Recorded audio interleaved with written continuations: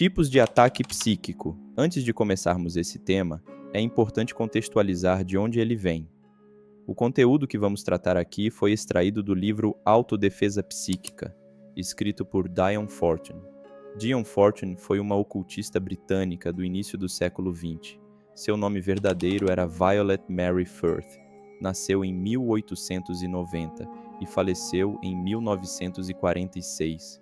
Ela foi psicóloga de formação, estudiosa da cabala, da magia cerimonial e fundadora da Sociedade da Luz Interior, uma das mais importantes organizações esotéricas da Inglaterra. Diane Fortune não era apenas uma mística. Ela tinha formação acadêmica e buscava compreender os fenômenos psíquicos com método, disciplina e estrutura. Agora, com essa base, vamos entrar no tema do capítulo, tipos de ataque psíquico. Se observamos o universo à nossa volta, percebemos algo curioso. Existe ordem, existe organização, existe estrutura, nada parece estar solto ou aleatório. Segundo Diane Fortune, essa organização não é puramente física. Existe um plano invisível sustentando o visível, uma camada da realidade que não pode ser percebida pelos sentidos comuns.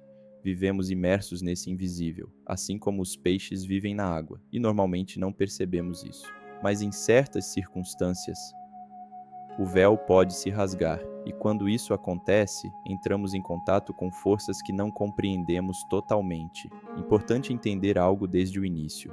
O invisível não é necessariamente maligno, ele é poderoso, mas poder não significa maldade. Assim como o fogo pode aquecer ou destruir, assim como a água pode sustentar ou afogar. O problema começa quando essas forças são manipuladas de forma irresponsável, ou quando alguém entra nesse campo sem preparo. Segundo Diane Fortune, existem 4 situações principais em que o véu pode se rasgar. Primeiro, quando estamos em lugares onde forças invisíveis estão concentradas. Segundo, quando entramos em contato com pessoas que sabem manipular essas forças. Terceiro, quando buscamos o invisível sem equilíbrio emocional. E quarto, quando estados patológicos fragilizam nossa estrutura psíquica. É nesse contexto que surgem os chamados ataques psíquicos. E quais são os sinais? O primeiro sinal quase sempre é subjetivo. Uma sensação de medo, de opressão, uma sombra que parece se aproximar. Antes que a mente compreenda conscientemente o que está acontecendo, o subconsciente já percebeu algo.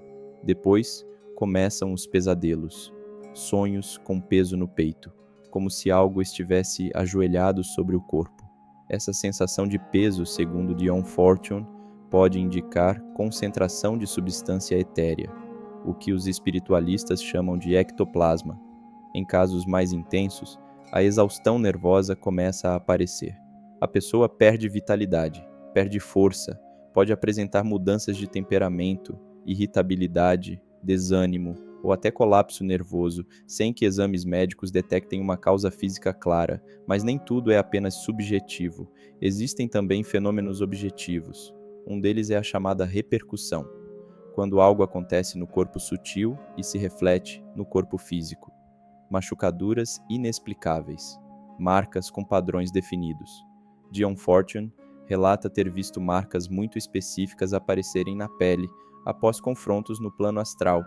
Outro sinal curioso são os maus odores, cheiros de carne em decomposição, de esgoto, que surgem sem causa física aparente e desaparecem de forma igualmente misteriosa. Há ainda relatos de precipitação de lodo, manchas que surgem no chão, pegadas que começam em lugar nenhum e terminam abruptamente, inclusive casos históricos registrados de pegadas atravessando telhados e paredes. Outro fenômeno mencionado é o chamado sino astral, um som semelhante a um copo de cristal sendo tocado levemente. Às vezes anuncia a presença de algo que tenta se manifestar, nem sempre maligno, mas indicativo de atividade invisível. Também são relatados fenômenos poltergeist, objetos sendo movidos, barulhos inexplicáveis, explosões espontâneas de fogo, mas Diane Fortune deixa algo muito claro. Antes de aceitar qualquer hipótese sobrenatural, deve-se investigar exaustivamente todas as explicações naturais. Fraude deliberada deve ser considerada. Doença física deve ser investigada. Distúrbios psicológicos devem ser avaliados. A mente aberta é essencial, nem ceticismo absoluto. nem credulidade ingênua. Se uma explicação material resolve o caso, ótimo, mas se não resolve, então talvez seja necessário considerar que o ser humano é mais do que corpo e mente. Talvez exista algo além, porque, como ela conclui, nunca compreenderemos completamente os tormentos da mente humana se ignorarmos que o homem é, essencialmente, um ser espiritual. A mente e o corpo são apenas as vestes de sua manifestação.